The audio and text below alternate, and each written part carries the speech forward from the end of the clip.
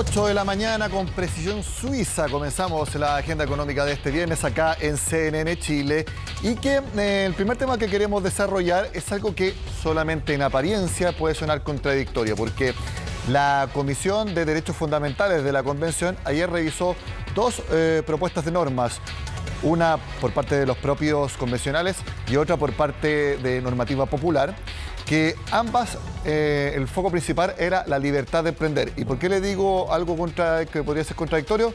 Porque una fue rechazada y la otra fue aprobada. Obviamente cada una tiene matices distintos, pero vamos a revisar la que sí fue aprobada. Consagra el derecho a emprender, desarrollar actividades económicas e impulsar empresas privadas mientras su ejercicio sea compatible con otros derechos que se van a consagrar, como el cuidado del medio ambiente y el interés general, los que van a ser determinados por las leyes que regulen el ejercicio de este derecho. También busca establecer la garantía de no intervención arbitraria del Estado y la protección de abusos particulares. Me parece algo bastante sensato, generalmente correcto. Este texto tiene detalles, obviamente, que vamos a tener que ver por qué este sí fue aprobado en general en la comisión y por qué no este otro que tiene que ver. Esta iniciativa se llama Emprende Libre, que tuvo más de 27.000 firmas de apoyo por parte de las personas. Es una iniciativa popular de norma y que había sido apoyado, por ejemplo, por la SOFOFA o la Multigremial de Emprendedores, pero que fue rechazada por la misma comisión. Nosotros en el programa de la tarde vamos a explicar los detalles de una y los del otro, la otra propuesta, para ver cuáles fueron las razones de por qué apoyar una sí y la otra no. Quizás, entendiéndolo más en detalle, podamos formarnos una opinión más acabada de los argumentos detrás. Durante esta jornada también va a haber otra votación económica importante que tiene que ver con el derecho de propiedad. Bueno, un gremio que inmediatamente reaccionó bastante molesto por el rechazo a esta norma Emprende Libre fue la SOFOFA, que precisamente el miércoles fue a la Comisión de Derechos Fundamentales para apoyar esta iniciativa. El presidente de la SOFOFA, Richard von Appen, estuvo ayer en Agenda Económica PM y a continuación les mostramos un par de compactos de lo más importante que señaló. Y lo primero que él dijo fue que algunas decisiones de la convención le parece que son preocupantes. En general, ¿cómo ha visto el trabajo de la convención? Preocupante. Hay muchos aspectos que van a eventualmente limitar la libertad de las personas y yo no creo que eso sea la opinión de la mayoría de la ciudadanía y ciertamente temas como la libertad de emprendimiento y el derecho a la propiedad no están alineados en lo que piensan la mayoría de los trabajadores de las empresas en Chile. Cuando uno los analiza, muchos argumentos son tranquilos porque esto recién está en un primer paso. Todavía falta que lo vea el pleno completo y ahí hay que alcanzar los 2/3. Entonces le pregunto, ¿esos puntos hay que debatirlos cuando ya lleven bastante más avanzados? Mi posición es que de inmediato, porque nosotros tenemos que discutir qué tipo de país y sociedad queremos construir para los próximos 20, 30 años.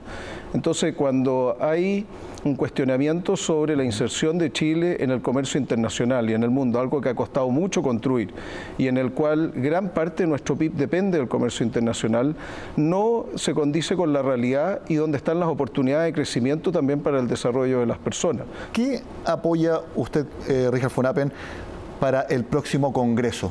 ¿Que sea de una o de dos cámaras? Nosotros también tenemos que tener la evidencia de qué es lo que ha funcionado mejor en otros países y también en Chile.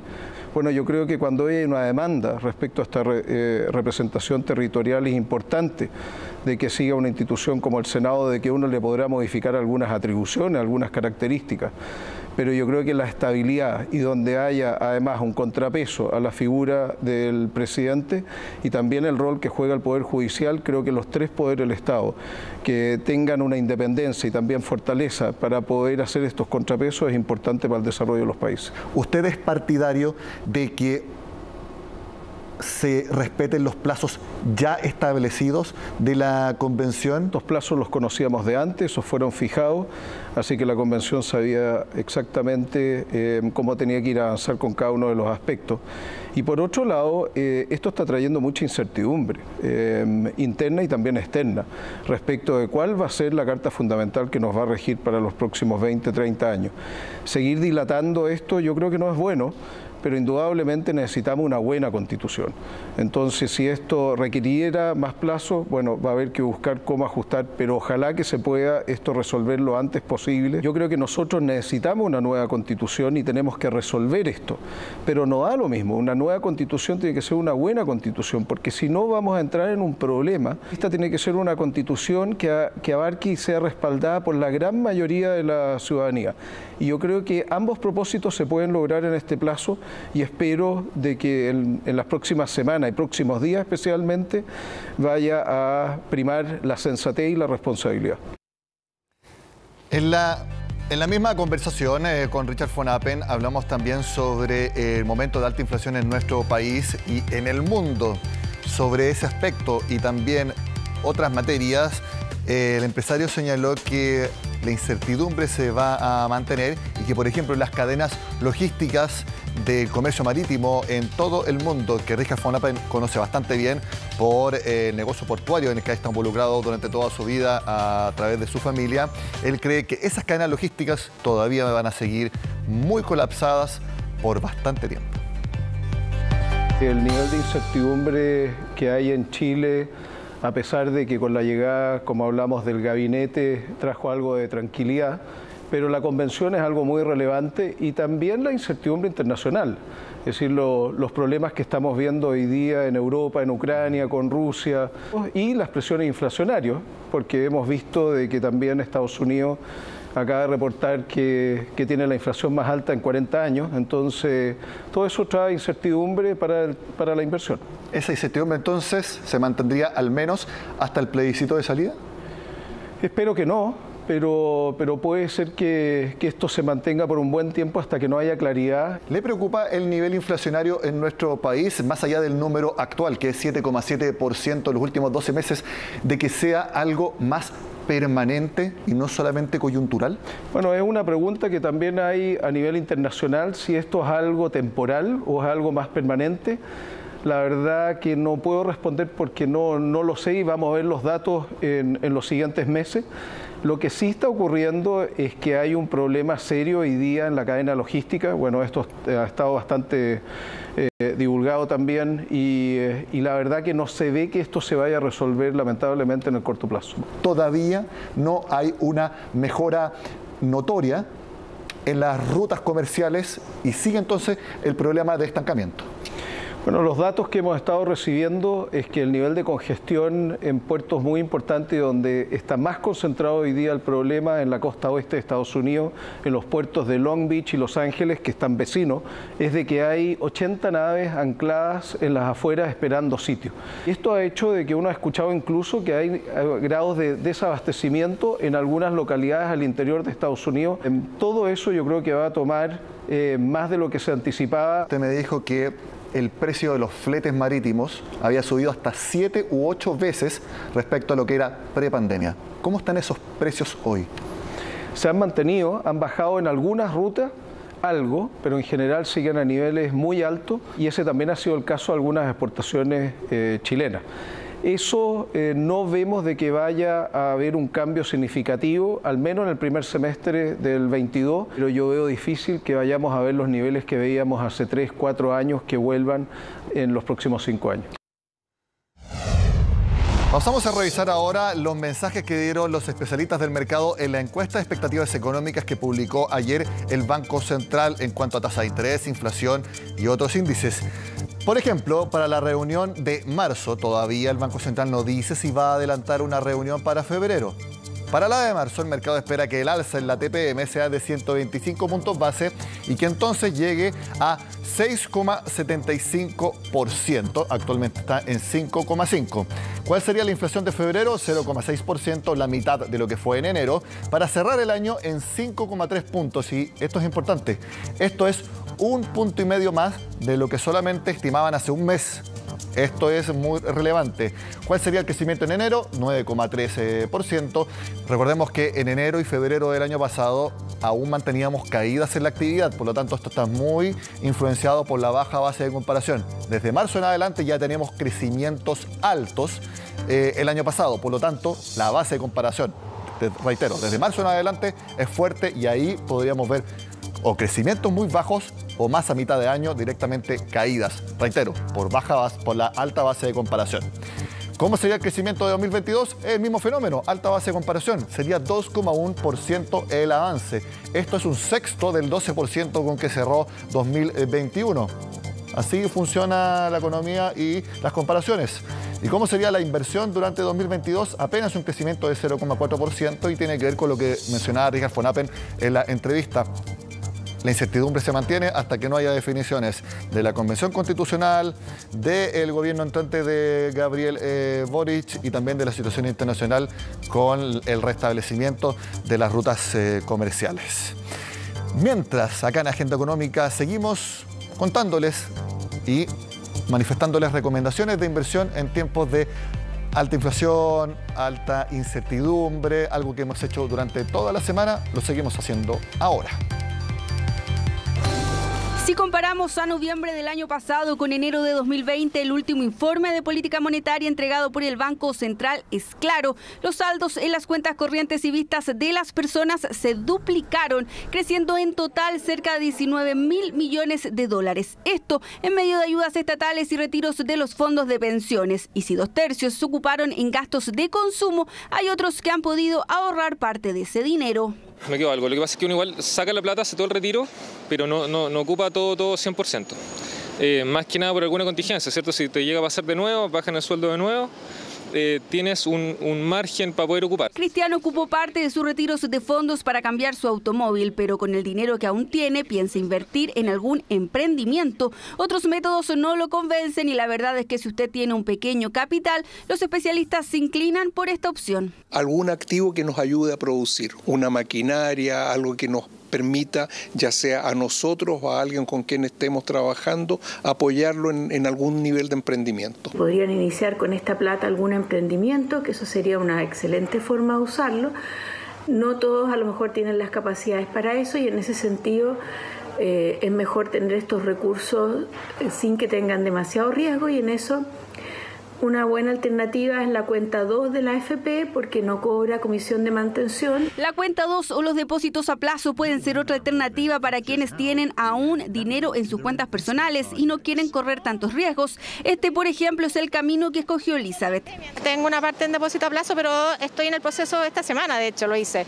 Por la caída que hubo hace poco, decidí, mientras se estabilice un poco, sacar mejor el fondo de la 2 y hacer algo un poquito más seguro. Para ella, en medio de sus trámites de jubilación, la seguridad venía de la mano de un depósito a plazo. Lo menos recomendable es aquellos activos que varían igual que las acciones. Los fondos mutuos, por ejemplo, no los recomendaría.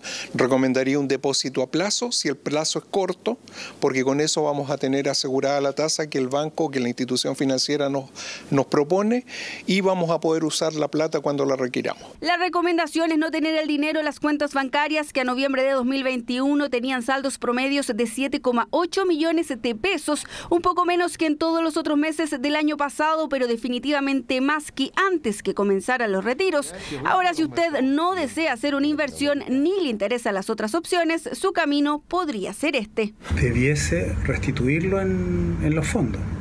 Ahora puede hacerlo en distintas modalidades, en la cuenta 2, o como ahorro previsional voluntario. Siempre hay otras opciones, pero esa fue una muy buena opción para mí. Después de que sacaron los retiros, el fondo se recuperó porque el fondo A subió mucho, posterior a los retiros, entonces se recuperó lo que uno sacó. Distintas opciones, la decisión final está en sus manos. Tenga siempre en cuenta, eso sí, si sus planes son inversiones o ahorros a corto, mediano o largo plazo. Cuando son las 8 de la mañana con 14 minutos, hacemos la pausa y al regreso analizamos por qué el dólar cayó 30 pesos en apenas 2 días. ¿Se mantendrá? Y si eso sucede, ¿ayudará a aliviar en algo las presiones inflacionarias que tenemos en nuestro país? Al regreso acá en Agenda Económica.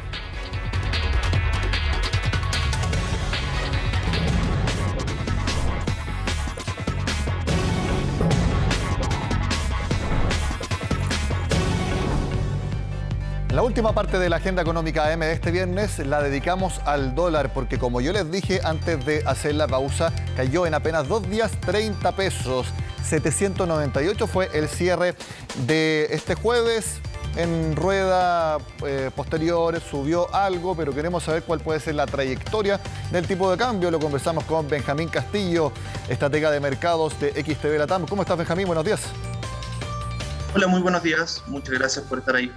Benjamín, estuve leyendo algunos reportes que la fuerte alza que tuvo el cobre y también la opción de que el Banco Central suba también fuertemente las tasas de interés fueron los factores que llevaron al dólar a la importante caída, tanto del miércoles como del jueves.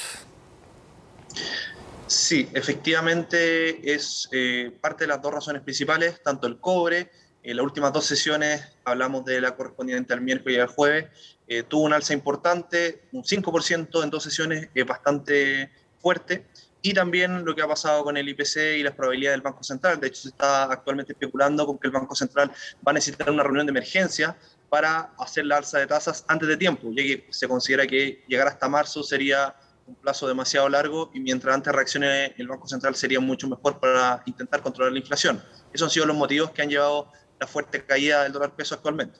Sabemos que cuando sube el precio del cobre, se estima que van a entrar más dólares por cada libra. Si hay más dólares en el mercado, su precio baja simplemente por ley de oferta y demanda. Pero expliquémosle a las personas por qué, si se anticipa que van a haber nuevas alzas en las tasas de interés, esto hace que el precio del dólar baje. Bueno, esto tiene que ver con la masa monetaria en el caso del peso chileno. ¿A qué nos referimos? Cuando una tasa de interés es más alta, es más difícil conseguir un crédito o en su defecto tengo menos incentivos para intentar conseguir ese crédito porque sencillamente va a ser más costoso. Por tanto, es normal que haya menos divisa local en el mercado fluyendo, en este caso el peso chileno. Por tanto, si el Banco Central de Chile hace aumentos en su tasa de interés, vamos a pedir menos crédito porque o son más caros o es más difícil el acceso, y por tanto van a haber menos pesos chilenos. Como hay menos pesos chilenos circulando en la economía, entonces nuestro peso se aprecia. Y al apreciarse, inmediatamente cuando lo comparamos en la balanza contra el dólar, vemos que el peso está mejor posicionado y esto hace que caiga un poco el dólar, porque significa que nuestro peso se apreció versus el dólar. Ese es el efecto que regularmente pasa con las tasas de interés, explicado obviamente de una forma un poco más clara, y sin poner tantos detalles de más en este tipo de variaciones. Nuevamente la ley de oferta y demanda entonces regulando los valores de, en este caso, las divisas, tanto del peso como del dólar. ¿Cómo puede influenciar también, Benjamín, lo que puede hacer la Reserva Federal de Estados Unidos? Porque incluso hay algunos miembros de la Fed que insinúan explícita o implícitamente que quizás la Fed debería adelantar también la reunión, no para marzo, sino que para ahora, porque allá en Estados Unidos también la inflación está en su mayor nivel de los últimos 40 años.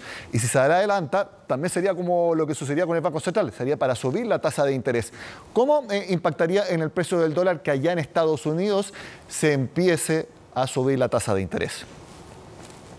Bueno, eso probablemente en cuanto a dólar nos complica un poquito. Recordemos que no es beneficioso para la economía que tengamos un dólar tan alto, una inflación descontrolada. El precio del dólar cuando está alto también conlleva una alta inflación, con la presión a más al alza. Y el problema es que Estados Unidos está en situaciones relativamente similares. También está con un 7,5% interanual, de acuerdo al dato de esta misma semana. Chile está en un 7,7%. Entonces, efectivamente, la Fed está pensando tomar algunas medidas.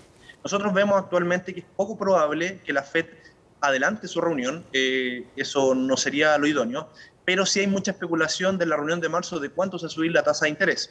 Recordemos que la tasa de interés en Estados Unidos se sube regularmente mucho menos que en Chile. Nosotros hacemos un cambio o revisamos la historia en cuanto a esto. Regularmente Estados Unidos puede tener la mitad de nuestra tasa de interés o un poquito más. Entonces, no es que va a llegar a nuestros niveles de tasa de interés, pero sí probablemente sea mucho más proactiva en esto. ¿Esto qué provocaría finalmente? Que el dólar se estabilizaría en cuanto a tasa de interés. Probablemente el efecto de la tasa de interés del Banco Central no consiga hacer caer el dólar y solo contenga un poco la inflación. Entonces, sin duda, le quita un poco las medidas al Banco Central o lo presiona a subir aún más las tasas de interés para tratar de controlar de mejor manera esta divisa. Porque volvemos al ejemplo que tú muy bien explicaste de la ley de oferta y demanda. Si sube la tasa de interés en Estados Unidos, por ley de oferta y demanda, hay menos dólares en el mercado y por lo tanto el dólar sube de precio. Y acá en Chile pasa lo mismo si el Banco Central sube la tasa de interés y por lo tanto sube el precio del peso.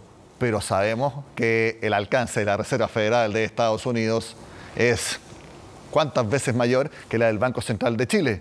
Simplemente por ese efecto, entonces, un alza de tasa de interés en Estados Unidos va a impactar mucho más en el precio del alza del dólar de lo que puede hacer el Banco Central de Chile en el precio del peso local. Efectivamente, el análisis que haces tú es muy correcto. Cuando siquiera se especula con las alzas de tasa de interés de la Reserva Federal, hay reacciones en la bolsa a nivel mundial. ¿Ya? Cada vez que el mercado ha especulado con un aumento de la tasa de interés de la Reserva Federal, inmediatamente el mercado empieza con correcciones, el dólar se empieza a apreciar de manera muy fuerte, varía fuertemente el mercado. En cambio, cuando lo hace el Banco Central de Chile, a pesar de que lo hace con 125 puntos base o 150, tiene un efecto, claro que sí, pero es muy menor. ¿Ya? El impacto no logra la incidencia que tiene Estados Unidos en ese sentido. Entonces, esto le importa a la renta variable, le importa, por supuesto, al dólar. Entonces, el efecto finalmente que tiene la FED es mucho más transversal, es mucho más importante que el que lamentablemente tenemos como Banco Central. Por tanto, sí podemos ver que el Banco Central tendría más incentivos a subir la tasa de interés y se nos complicaría aún más el panorama. Ya recordemos que se sigue hablando de aumentos, en el caso de Chile, aumento de la tasa de interés por sobre 100 puntos base. Eso en condiciones regulares no se hace mucho por cada reunión. Sí se sube mucho la tasa, pero hemos tenido ya alzas históricas y es muy probable que, por lo menos en el primer semestre, sigamos teniendo alzas de ese tipo. Creemos que la Reserva Federal está haciendo todo lo posible para intentar retrasar esto o dar calma, ya porque hay especuladores que empiezan a hablar de 5, 6, 7 alzas de tasas, en caso de la Reserva Federal, y todavía hay personas que estiman 4. ¿Ya? Entonces, esto, por supuesto, se va a ir viendo de acuerdo al desempeño de la inflación. De hecho, ayer hizo comentarios Joe Biden explicando que va a intentar hacer algo para controlar el precio del petróleo. Ojo que el precio del petróleo tiene una incidencia muy fuerte, no solamente en la inflación local, sino también, sobre todo en la inflación de Estados Unidos. Entonces, si Joe Biden controla el precio del petróleo y consigue algo por ese lado, sin duda podría ayudar a que la Reserva Federal no se vea impulsada a hacer tantas alzas en la tasa de interés. Y eso, obviamente, haría que el dólar no suba tanto de precio. Y si también lo consigue Joe Biden con el precio del petróleo, eso es buena noticia para las bencinas locales, que se componen, no se siguen exactamente en partes iguales, pero dependiendo del precio del petróleo internacional y también del precio del dólar. Por lo tanto, si ambas variables están al menos no subiendo, eso es una buena noticia porque hemos visto todos cómo ha subido el precio de la bencina localmente. Claro, efectivamente, ahí nos llegaría un doble golpe en nuestra economía local. Nos ayudaría el hecho de la baja del precio del petróleo, controlar las bencinas y por tanto controlar la inflación, y además nos ayudaría a que el precio del dólar no subiera tanto. Por tanto, ese doble impacto nos está llegando actualmente, que nos ayudaría a controlar mucho. Serían muy buenas noticias. Ahora el problema está en que Estados Unidos ha hecho presiones y no lo ha conseguido mucho. ¿Ya? Lo único que ha logrado hacer una venta o poner disponible algunas reservas de petróleo, pero esas reservas se acaban muy rápido. No es suficiente para sustentar el mercado. Por tanto, tiene que buscar medidas alternativas. ¿Cuáles son sus medidas alternativas? Tratar de impulsar fuertemente la energía eléctrica o usar otro tipo de energías, o en su defecto, derechamente, lograr acuerdos con todos los países que son principalmente productores, como por ejemplo Irán, que se está discutiendo harto de los temas nucleares, intentar impulsar de alguna forma o presionar a la OPEP para que haga aumentos de producción. En ese sentido, lo único que tiene complejo es que ya está en una situación bastante complicada con lo que es Rusia, y Rusia pesa muchísimo en la OPEP. Por tanto, de no conseguir un acuerdo con lo que es Ucrania, sin duda se le complica aún más lograr un acuerdo para hacer bajas o en el fondo aumentar la producción para que así baje el precio del petróleo. Benjamín Castillo, estratega de XTB Latam, muchas gracias por estar en Agenda Económica. Muy buen análisis de cómo se viene el precio del dólar en nuestro país y también en el mundo. Te deseo un buen fin de semana. Muchas gracias a ustedes, que estén muy bien. Son las 8 de la mañana con 28 minutos. Terminamos la Agenda Económica AM de esta semana. Todavía queda la última edición PM a las 8:30. Yo los dejo con las noticias internacionales de Conexión Global que trae Jacinta Molina. Nos vemos.